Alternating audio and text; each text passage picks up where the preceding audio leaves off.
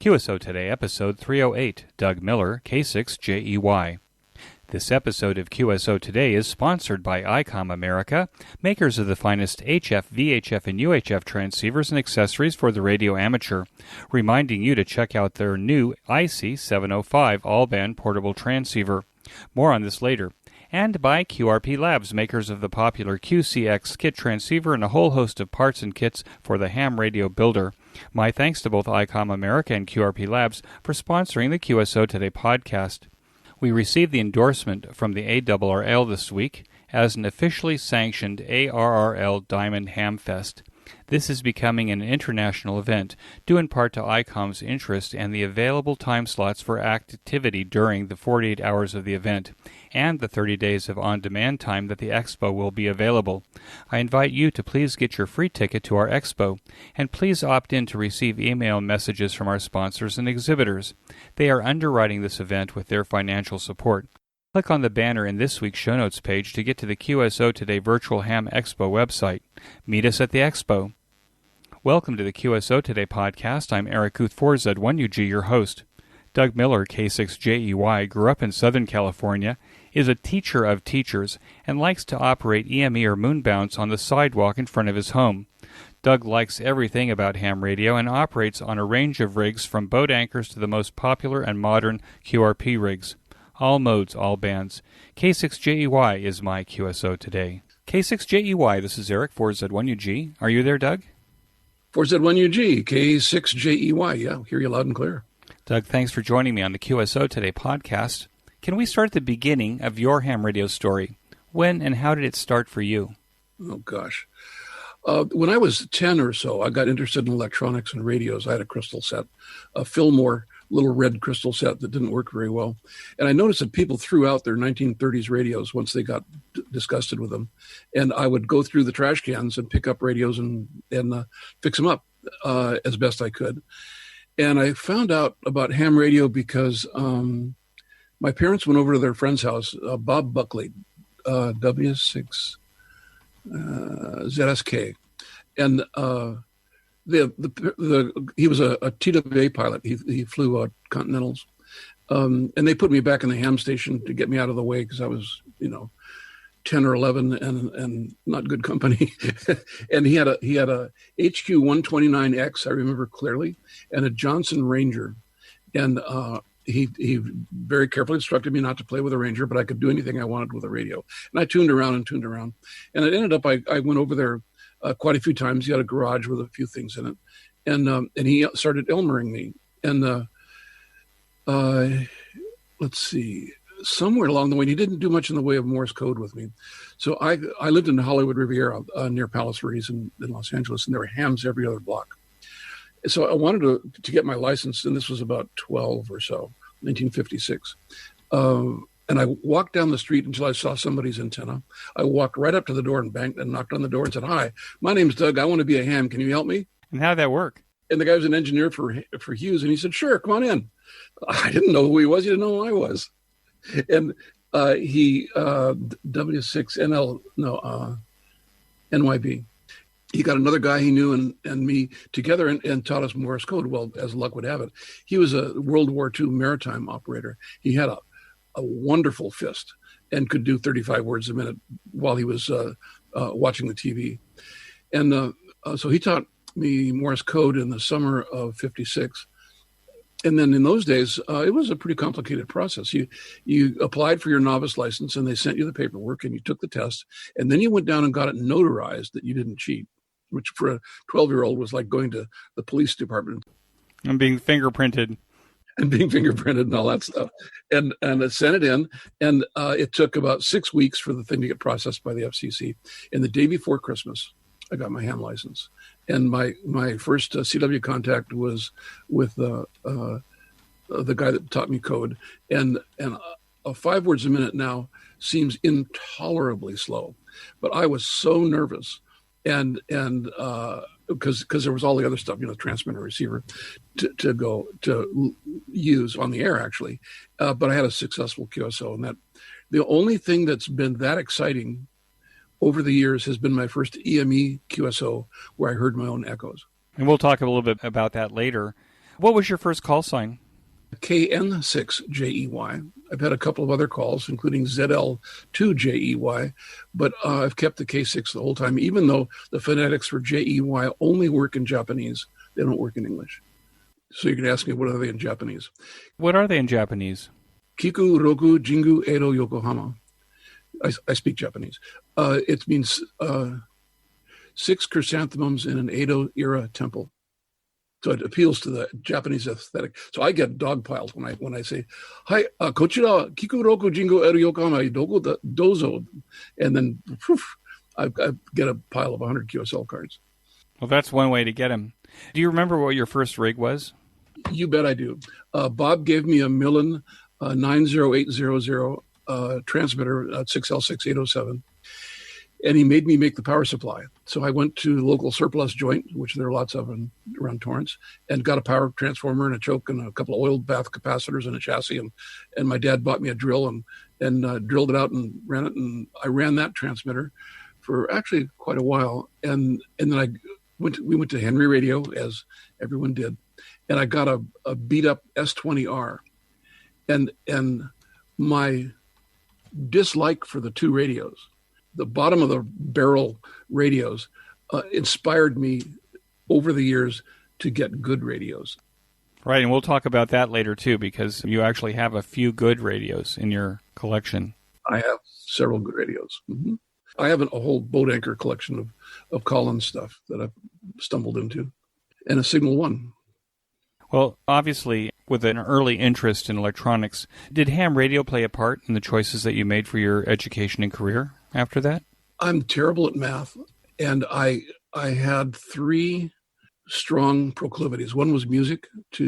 I played the guitar and banjo for decades, and I like to work with people. I'm an inveterate teacher, and then electronics, and I've kind of vacillated between the 3, but teaching seems to have been the profession where I could use ham radio and astronomy and guitar as a sideline to increase the worth of my teaching, I guess. I've used those in the classroom a lot. So I didn't follow the engineering thing that a lot of other people did, because I'm not good at math, and so the engineering thing didn't work out. I didn't see that as working out. My dad went to Harvard at 16 years old and majored in math, and he was really a genius at math. Unfortunately, I was adopted. I have no genetic similarities to my father. I have the sensitivity to math as well. The math was my downfall in engineering school. But I have been able to use ham radio in virtually every job, some aspect of that. Yeah, isn't that cool? Well, I wrote an experiment for NASA. I was living in North Dakota, and I called up Goddard Space Flight Center and said, "Do you have a satellite I can use?" And they said, well, we talked for a while. And I was interested in a communications system where we could talk to basically missionaries from churches in North America. And it was the only dialogical experiment anybody proposed. Everybody else wanted to talk at people, and NASA didn't want to do that. So they okayed my experiment, and I designed a portable radio that was in a briefcase rather than in a refrigerator, the size of a refrigerator. And those radios are still used out in the Pacific on most of the major island groups like New Caledonia and Niue and Honiara and some other places. So that the ham radio stuff directly affected my ability to do that experiment and be the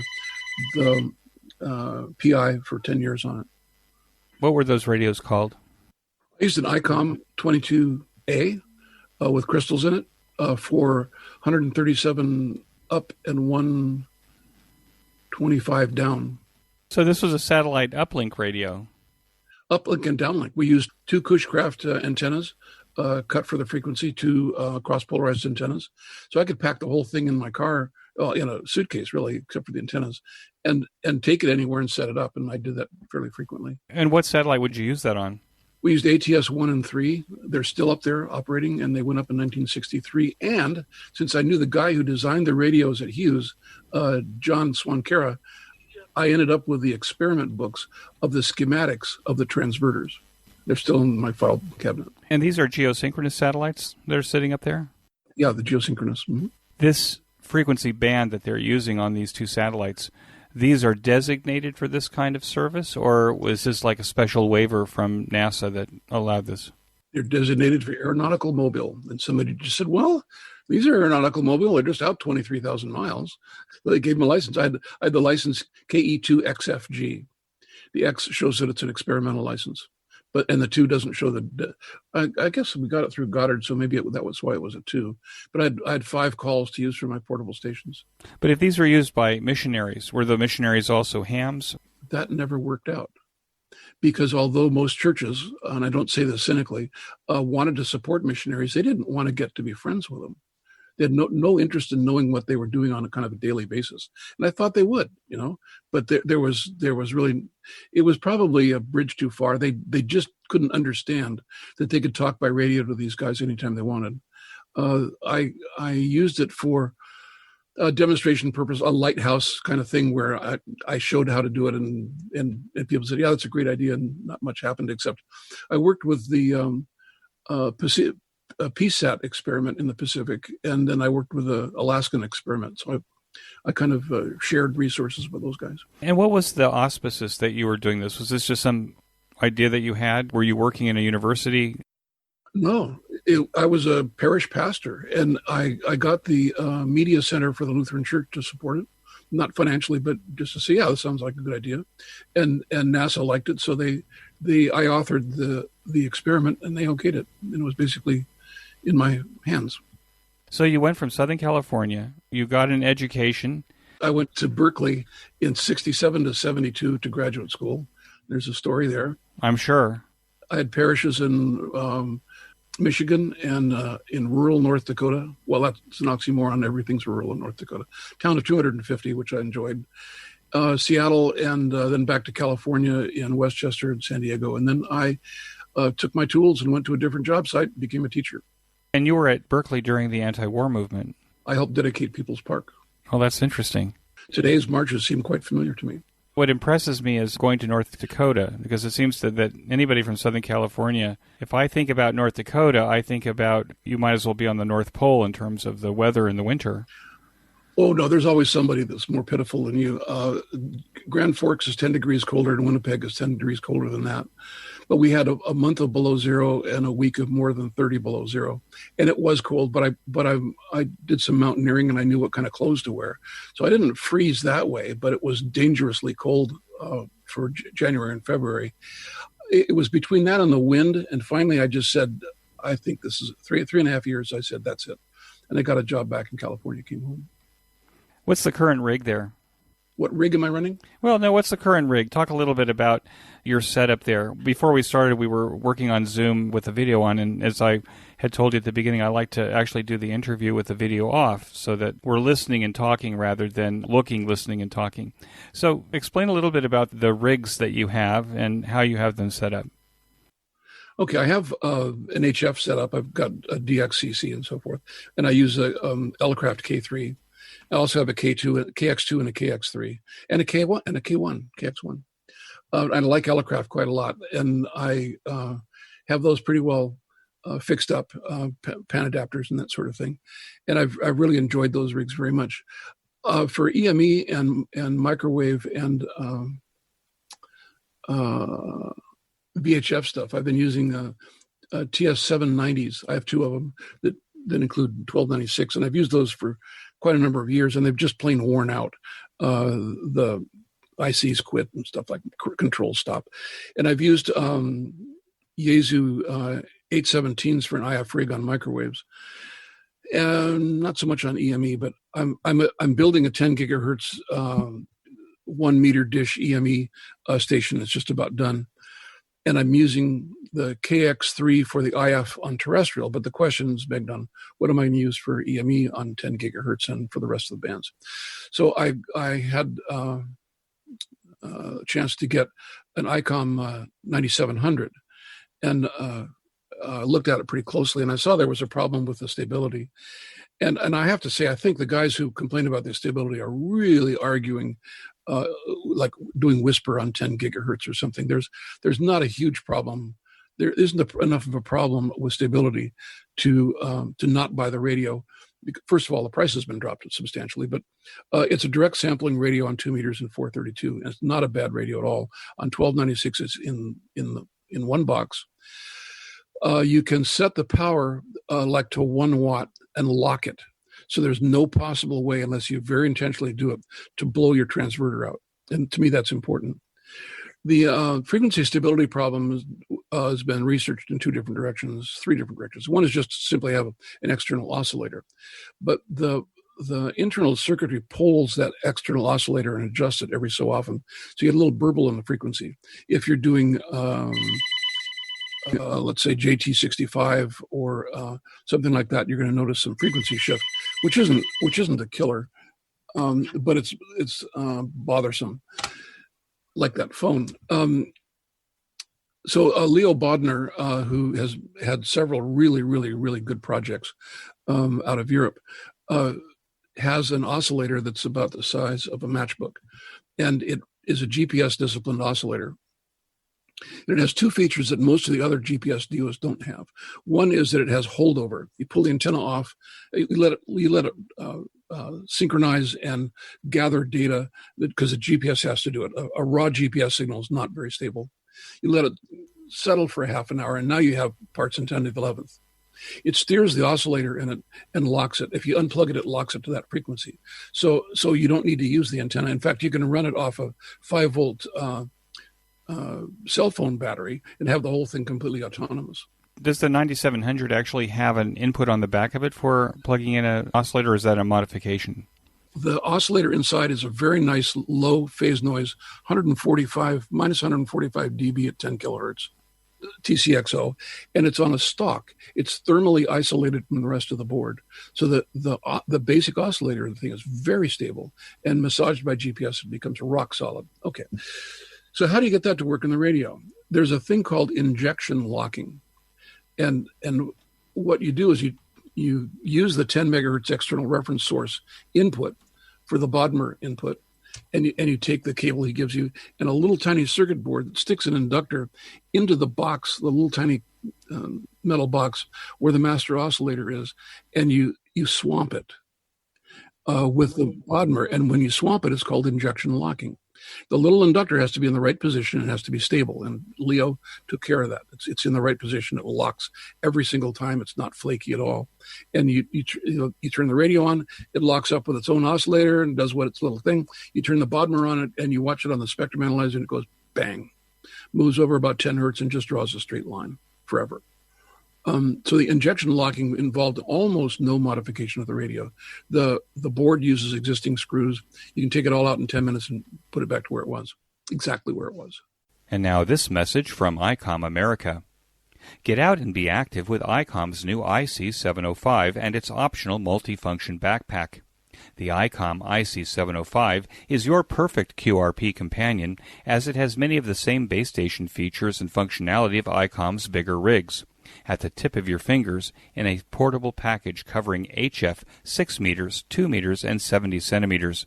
This compact rig weighs in at 1 kilo or just over 2 pounds, with RF direct sampling for most of the HF band and IF sampling for frequencies above 25 megahertz.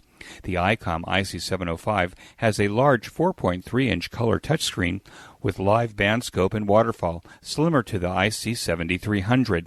I can't wait to get my IC705 to use as a baseband rig for satellites and microwave projects, including the S-HALE geosynchronous satellite.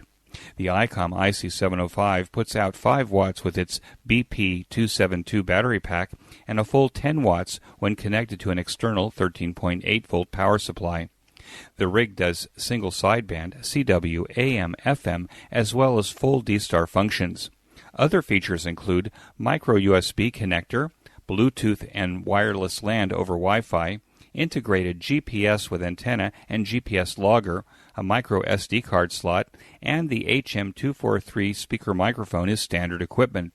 As this is the perfect QRP or QRPP rig, the perfect accessory for the IC705 is the optional LC192 backpack with its special compartment for the IC705 and room for accessories for SOTA activations or just a day social distancing in the park. For more information on this fabulous new rig, click on the banner in this week's show notes. And when you go to buy your new ICOM IC705, be sure to tell your dealer that you heard about it here on QSO Today. My thanks to ICOM America for sponsorship of the QSO Today podcast. Now, it's my understanding that you also have a desk with your boat anchors on them. What kind of boat anchors do you have? I lucked into a complete S line a number of years ago. Somebody had it on eBay, round emblem S line, used in a police department, and almost never turned on. I got it for an extremely good deal.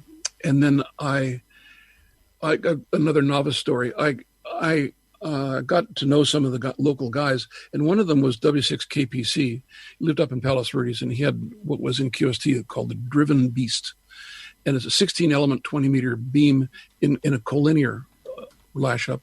And I went to his house once, and he had a KW1 Collins transmitter.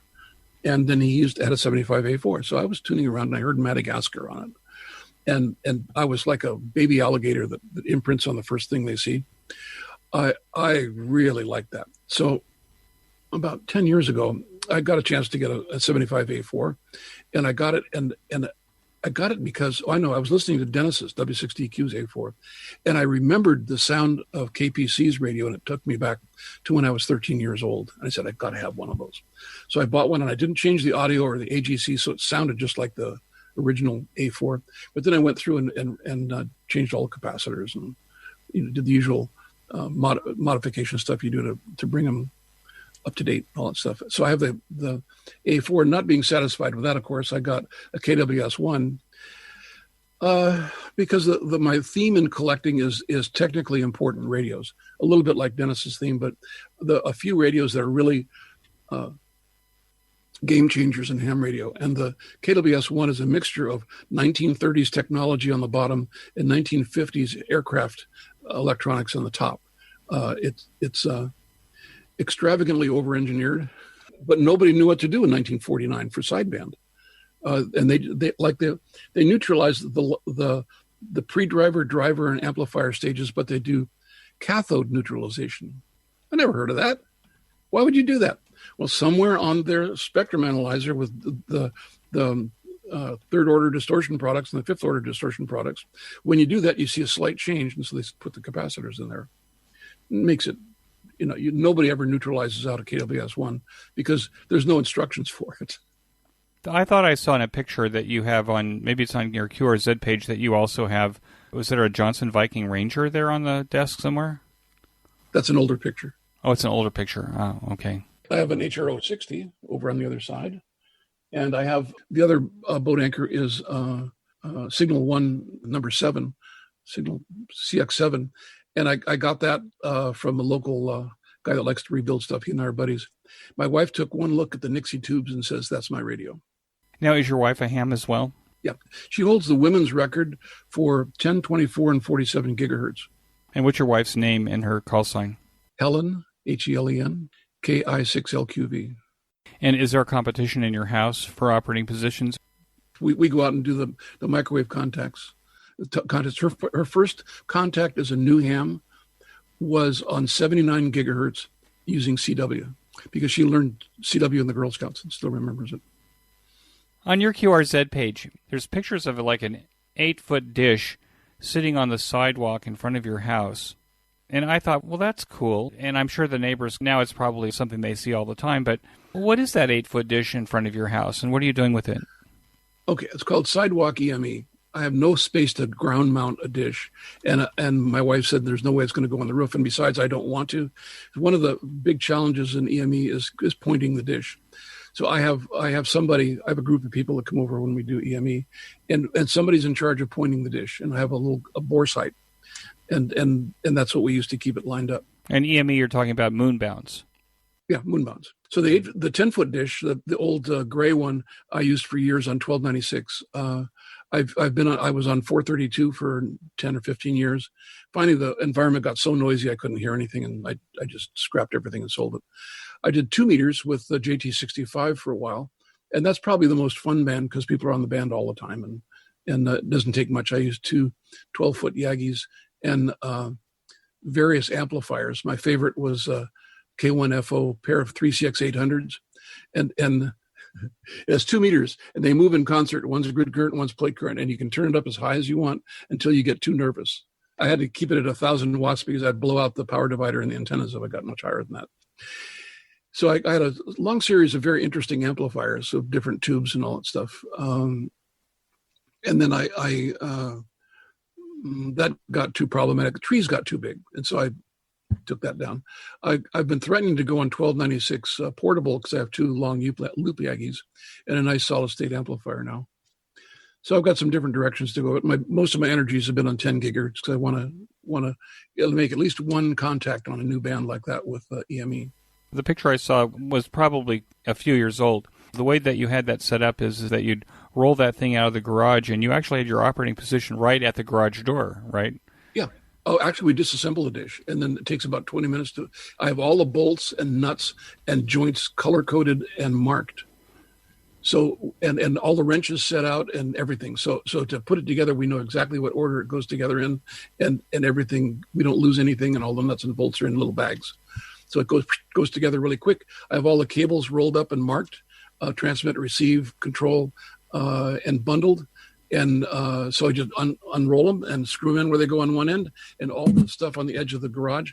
There's a panel there that all of that stuff screws into and goes to the radios. So you can set it up in about half an hour. Now, are you in a townhouse or something? It has no yard? 1932 house in Long Beach, so it's got a long, thin backyard and lots of trees around it. So you pull that out into the sidewalk, and you're running EME. What kind of response do you get from the neighbors? Nothing really. I had one drunk come by in the middle of the night, because we usually do it late at night, and say, "What are you doing? Talking to the moon?" And we go, "Yeah, actually we are." And he goes, "Cool," and strolls by. That's the only feedback I've gotten, although I let word out that I was working on a federal project, and I couldn't tell them what it really was. And that's to keep thieves away. I know that there's a few people that operate EME on 6 meters in the field, even on the expeditions. But do you ever take your EME rig out into the field in order to, like, EME from the parks or EME from, the desert? Done it in the desert at DQ's house, but I've threatened to take the 1296 loop Yagis out, and I haven't done it. But the 10 gigahertz is made up so that I can do that. It uses a Meade telescope tracking computer mount. And then in between the 2 fork arms, instead of a telescope, I have a tray with a gear on it and a 1 meter fiberglass dish. And that's eminently portable. And I can go up to Signal Hill, local, and point to the east and have a really clear horizon. So I'm going to do that. The first tests are going to be here, but it's made to be portable. Pick it up, put it in the car, drive it off. But you think you can work EME with a 1 meter dish? Oh, yeah. It's done all the time. Because most of the people that work EME, I've seen like these absolutely enormous 64 elements, pointed at the moon. Oh, yeah. W5UN and KB8RQ and others have 48 35-foot long Yagis on Altaz mounts. So let them do the heavy lifting, and then you use a 4-element 2-meter Yagi and 150 watts, and you can work them. If you're using a 1 meter dish out in the middle of the desert, you're working the big guns. Yeah, of course. And that's all I want to do. If I wanted to be because of the property I have, I can't use a big dish. I've got my fingers in so many other pies, I don't have the tenacity to put something like that up. When I say big guns, what we're talking about are stations with lots and lots of power and elements and fancy down converters and hyper-cooled receiver preamps and things like that, right? No, the preamps are pretty consistent. They're, on 10 gigahertz, there's an odd limitation. Once you under-illuminate the moon, your beam width is smaller than the size of the moon, the noise figure goes up. So the limit on dishes is about 15 feet. So the way you compensate for that is to run lots of power, and a lot of guys run 150 or 300 watts at 10 gigahertz, which is fairly dangerous. You just have to be really careful.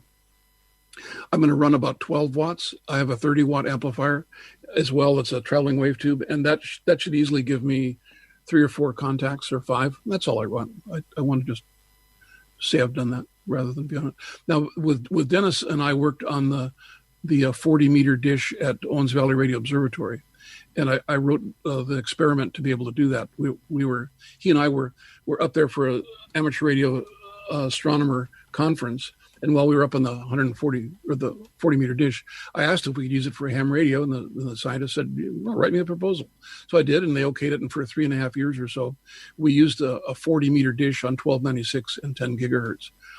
And he and Dennis and I and Chuck Swedblum built the radios and went up there every weekend and sorted stuff out and installed it and did everything. Just had a blast. I mean, how many people get a chance to have a 40-meter dish as their toy for 3.5 years? Just for the sake of the listeners who may not know where the Owens Valley is, where is the Owens Valley? Straight north of Los Angeles on 395, shy of Bishop and Mammoth. This is a highway that runs straight north out of L.A. on the east side of the Sierra Nevada. Yes. Mm-hmm. And most people that have gone up to Mammoth to go skiing have seen the dishes off to the right. And this is the larger of the bevy. I had a conversation with another ham in a recent episode, Kurt Kinghorn, W6OEA, I think. And he mentioned that these big dishes out there are on like railroad tracks, so they can actually move them around in order to change the aperture for radio astronomy. Are those dishes the same kind of dishes that do that? The 40-meter was going to have a sister dish on the same tracks and use it as an interferometer. It never got built, and the 40-meter has never been moved. There's two 90-foot solar telescopes that are a little bit farther to the west by half a mile, and they're on tracks, and I don't believe they've ever been moved. But all the machinery and motors and everything are there to do it. I think there's too many other cables running to it to move it, but there's been no reason to move the dishes, but they originally made to do that. Hey, this is Eric for just another short break. One of my favorite ham radio podcasts is the Ham Radio Workbench podcast, hosted by George, KJ6VU, my guest in episode 232, and Jeremy, KF7IJZ. George and Jeremy take a bi-weekly deep dive into their favorite ham radio workbench projects and the technologies that fascinate them. If you want to be a ham radio builder or just be inspired, click on the link in this week's show notes page. Now, it's my understanding also from the pictures that you sent that not only do you operate microwave to the moon, but you also do terrestrial microwave work. What kind of ham radio operation are you doing on microwave there? I have radios all the way up, including 122 gigahertz. I have a lab in the garage where I can do building and measurement up into the 100.5 gigahertz range. My favorite radio right now is the 10 gigahertz. I recently, last year, built a 24 gigahertz 2-watt radio, and Helen has a picture in QST of her using that radio, talking to local stations. The thing about Los Angeles is there are quite a number of operators. We've always been able to field 60 or 70 stations on the contests. And we used to have a group that went down to Mexico about 1,000 kilometers, 1,000 miles, something like that. And so we would get gigundous scores because there's a duct that forms in the summertime. And I had a guy work the 1,000-kilometer link using a piece of waveguide and 150 milliwatts as an antenna for 1,000 kilometers. That's atmospheric ducting that's happening there during the summer? Yeah. Yeah. Temperature inversion. Temperature inversion. It reflects off it like it was copper. And what modes do you operate? If you're doing a contest on 10 gigahertz, for example, I saw some pictures where you go up to Signal Hill, which is a bump compared to the rest of the mountains, but it's a bump in Southern California to do the microwave contest. What operating modes do you do on 10 gigahertz? Almost all of it is phone, a little on sideband, and a little bit of it is CW. And we haven't found the digital modes to be efficient enough because typically I'll have 2 or 3 people up on Signal Hill with me because we tend to operate in particular. We've mapped out where the good spots are. So guys will rove from one good spot to another. And then there's usually 5 or 6 people up on Fraser Peak, which is a good spot between here and the valley. So the idea is to work more stations and get more miles. So we have some techniques we use to talk back and forth using voice. And you do all of that contacts. 3 times 4 is that's only 12 contacts. No, all 5 of those guys gets 3 stations. That's 15 contacts.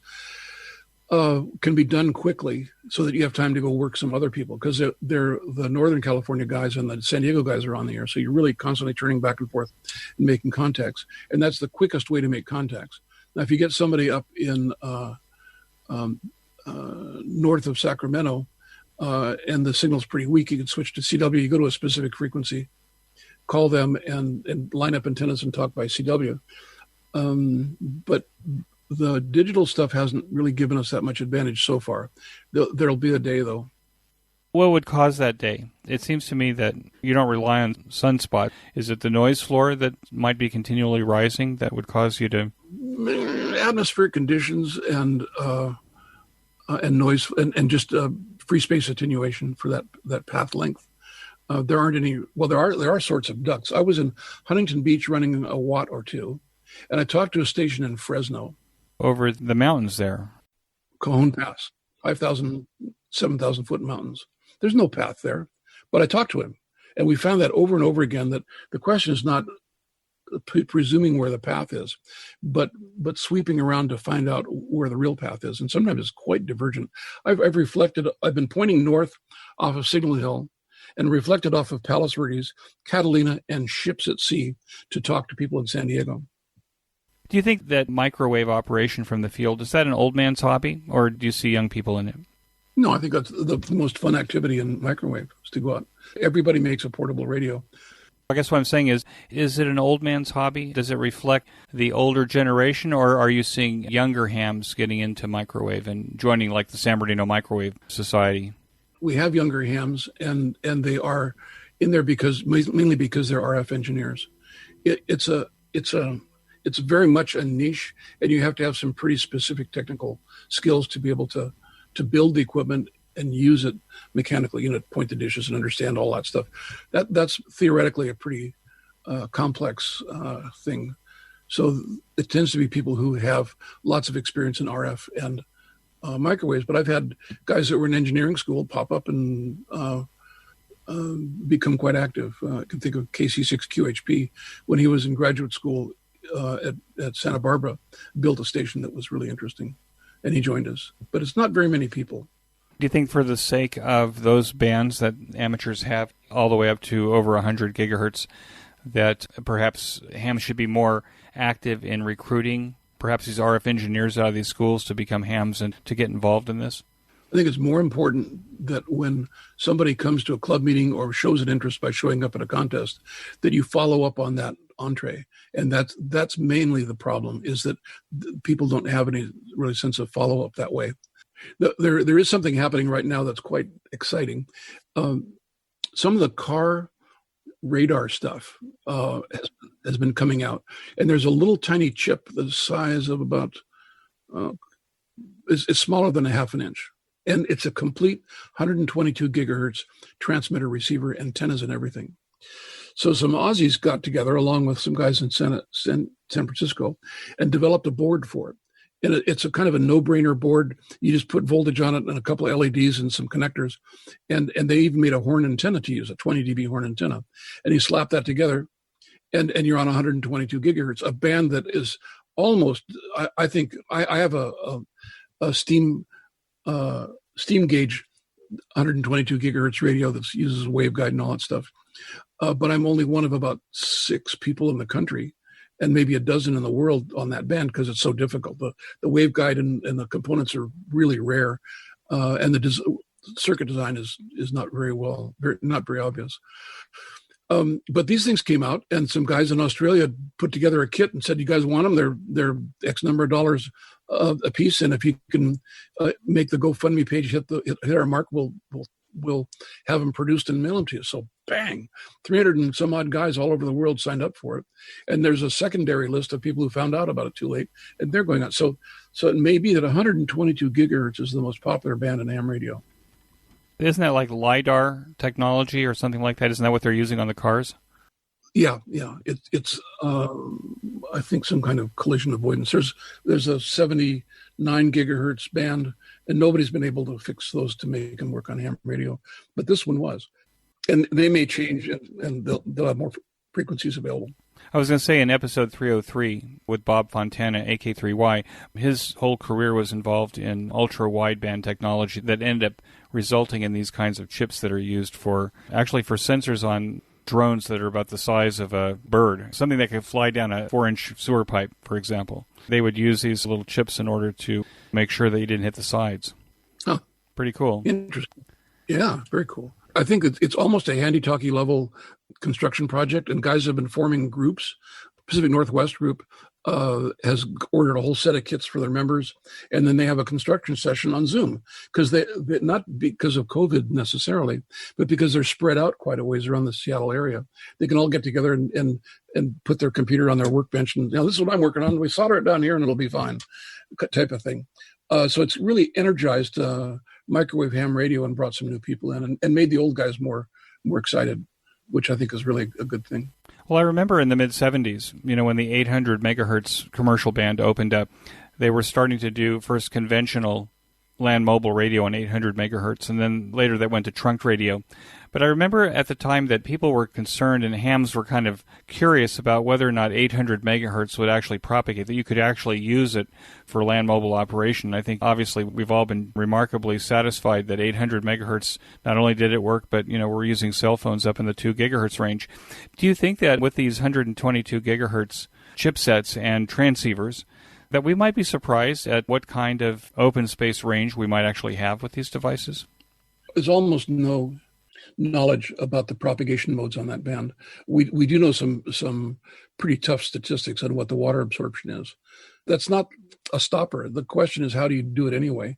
In 10 gigahertz is a good story. Other clubs besides ours had the members sort of stay at home and try and work each other in kind of like a 40-meter sideband sort of model. And it didn't work, and they were very frustrated. Our insight since the early 50s has been get out and go up on a mountaintop and talk. And then we found out the mountains weren't important. We found ways to use propagation to get around it. And then the guys in the Midwest said, well, we've got this great big long Lake Michigan. We can transmit across that. There are no trees and no mountains. So they'll set up a set of rovers to go around the shore of Lake Michigan from one state to the other and work each other. And they have a wonderful time. And the last one is rain scatter. Rain scatter and airplane bounce. People have been using that. So in the process of getting out in the field, they found out what the real propagation modes are. And I think that's what's going to really happen with 122. There's not much power. Antennas are not that big. But I think we're going to find out right away that there's some favored way to use it. As far as the 900 megahertz and so forth, those systems require a really high signal to noise ratio margin. So you got 30 dB out of the noise signals. And they're not interested in sketchy propagation like we are. So they compensate by having not very long distances between radios and repeaters and all that kind of stuff, and boosters and all. And the same with 2 gigahertz. I think that in those days we were actually surprised that it even worked at all. Yeah, I agree with you. You went from 2 meters up to UHF, and then if you were going beyond 440 megahertz, you were like a real pioneer into the upper reaches. Yeah, it's true. Of the spectrum, right? That's how it kind of felt in those days. Yeah. I wanted to say something about 40-meter DXCC. Oh, yeah. Okay, please. I've been a CW op the whole time, and I moved in here to Long Beach. There's not much room. And I put up an R7 Cushcraft vertical, and I think I had a Yaesu 1000 Mark V.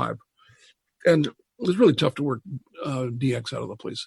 So I was listening one afternoon on 40 CW for no particular reason, way down in the noise. And I heard 3 Baker 8 Charlie Foxtrot on Mauritius Island. I didn't believe my ears. I called him anyway. He came back to me.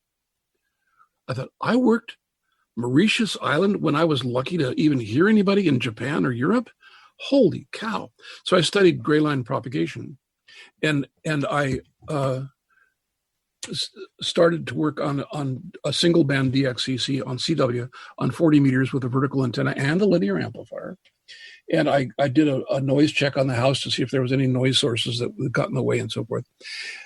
My idea was that if I bought a 60-foot tower and a 3-element beam antenna, I'd work DXCC in about 6 months. And then I would say, now what? It's been my story. What do I do now? I've achieved my goal. Let's move on to something else.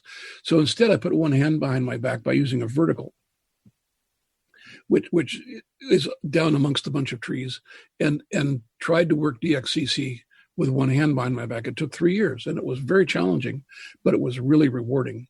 And I've tried to do that in most of the ham radio stuff. I've never really owned a big tower and big set of beams or anything for that reason. I'm just curious in terms of the vertical. A vertical has a nice takeoff angle, but the problem that I've seen with vertical antennas is that they also pick up all the noise. Yep, I had to fight through that. The signals. Was that your challenge, was really on the noise side, not the transmit side? Yeah. You were being heard, but being able to hear back was more difficult. Well, we're in Los Angeles, too, so you just got unnumbered sources of noise on every band. Are you doing anything with loop antennas on the receive side just to see if you can take that noise floor down? No, I've had loop antennas. I have a 60 kilohertz solar radio telescope that uses a loop antenna. With 40 meters, it was more important to get an antenna up in the air. So I have a dipole about 40 feet in the air. And that does really good because the dipole is quieter and it gets better propagation. The loop antennas, I've used those for low frequency beacon hunting, and those work really good with that. And now this message from QRP Labs. QRP Labs has shipped thousands of QCX QRP transceivers kits to date. The odds of working another QCX user gets better every day. If you're looking for a satisfying kit experience where you end up with an amazing performing QRP transceiver for under $50, let me say that again, for under $50, then you owe it to yourself to go to QRP Labs. We have many home brewers who listen to the QSO Today podcast. For you, QRP Labs also has parts, filters, enclosures, and other handy devices to make your home brewing experience even better.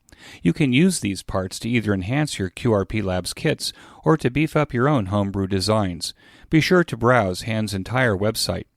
Use the link on this week's show notes page or the one in the sponsored section of the QSO Today website to get to QRP Labs to buy your QCX or any of the other fine QRP Labs kits or parts.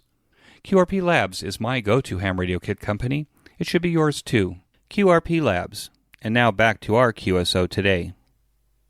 Why should we have an interest, Doug, in the 26th chapter of the ARRL handbook? It's about test equipment and measurement. And it's special to me because after 75 years of the handbook being published, they wanted to rewrite it not from an engineer's point of view, but from a user's point of view. So my assignment was to write it so that people can understand it. And at that time, I've been in consultant for a couple of metrology labs for quite a while, RF power and some other things. So I had a pretty good background in metrology, calibration, repair, test equipment. And so I wrote it out of that background, but I basically cleaned up the chapter, got rid of some old baggage that had been carried on too long, and rewrote it for a more understandable approach. And I think they rewrote the whole handbook that way and assigned people to do it.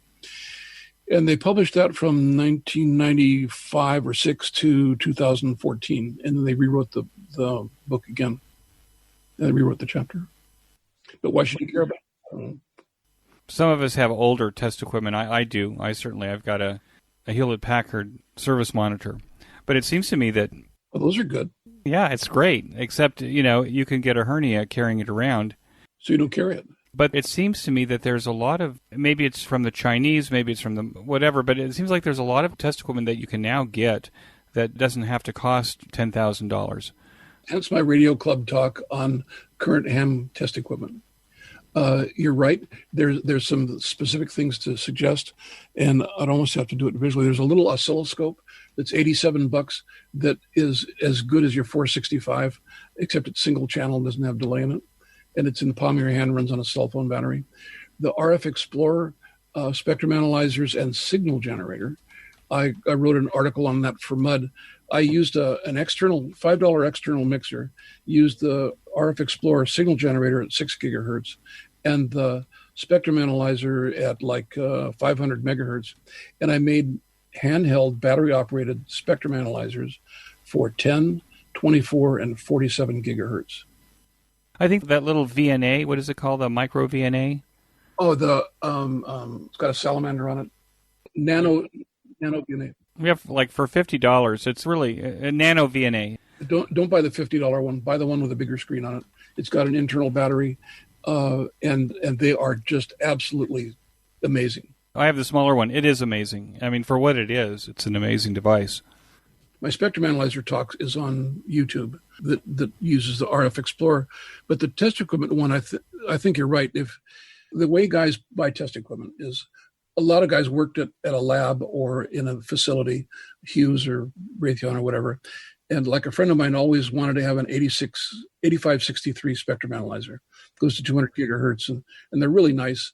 And I finally got him one, and it brings back his reverie of being in the lab and going, someday I'd like to have one of these. And I think if we've been in that sort of business, we have pieces of equipment like that. Like I have a Julie Research Laboratory primary resistance standard. Gosh, I wonder how often I use that. But boy, what a prize!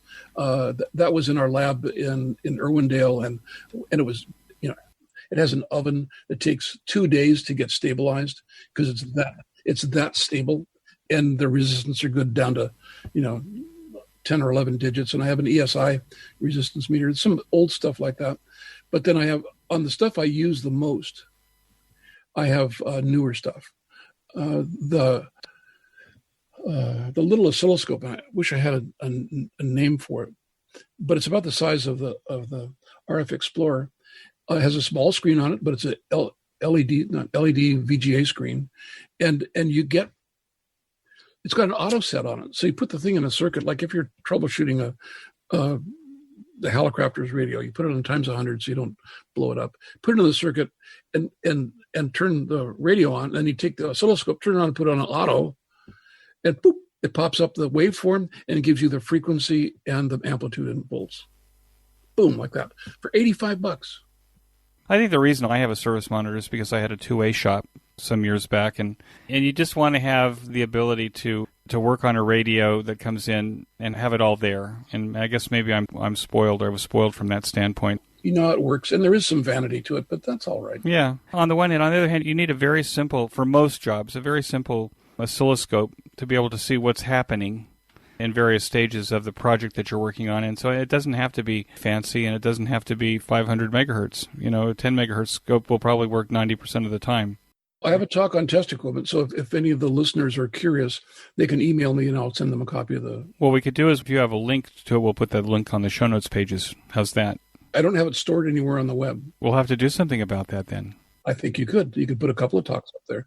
Sidewalk EME talk and the spectrum analyzer talk and the test equipment talk. I would appreciate having a place for them.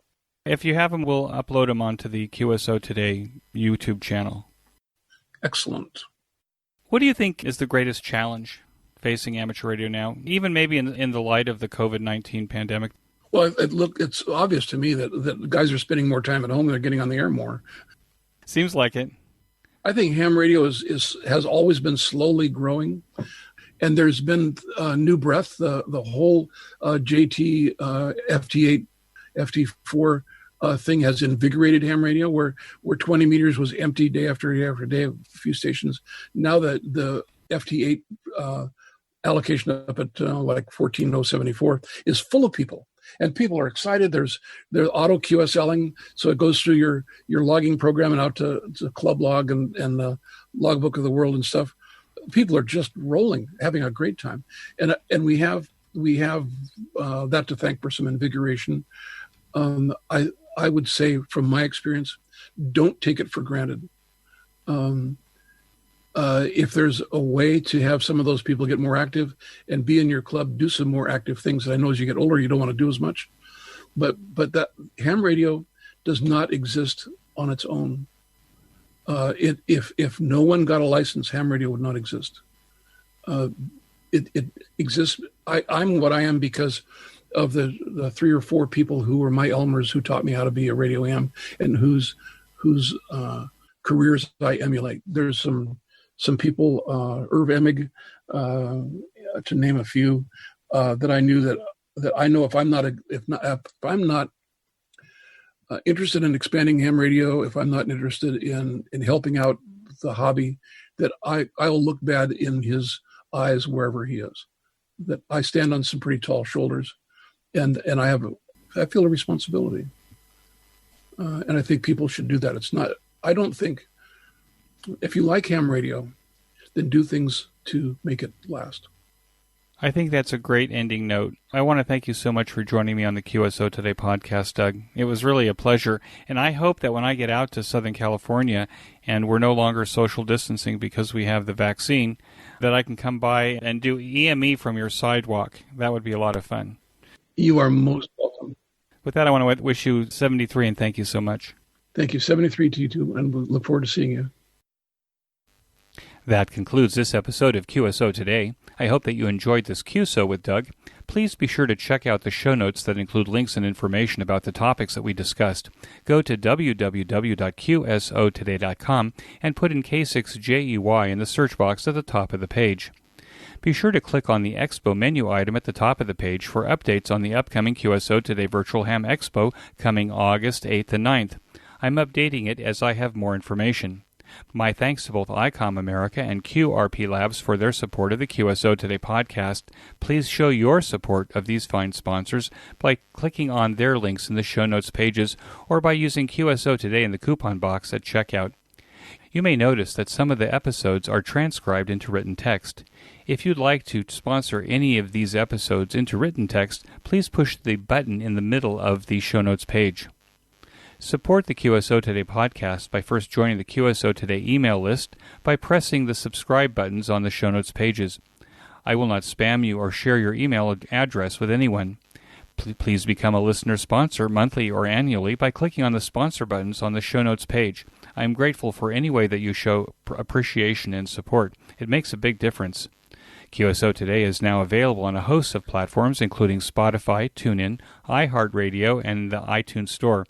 A list of these services is on the right side of the show notes pages. Stitcher is still my favorite. My thanks to my friend and colleague Ben Bresky, who makes every QSO Today interview guest and this host sound brilliant. Thanks, Ben. Until next time, this is Eric for Z1UG 73. The QSO Today podcast is a product of KEG Media Inc., who is solely responsible for its content.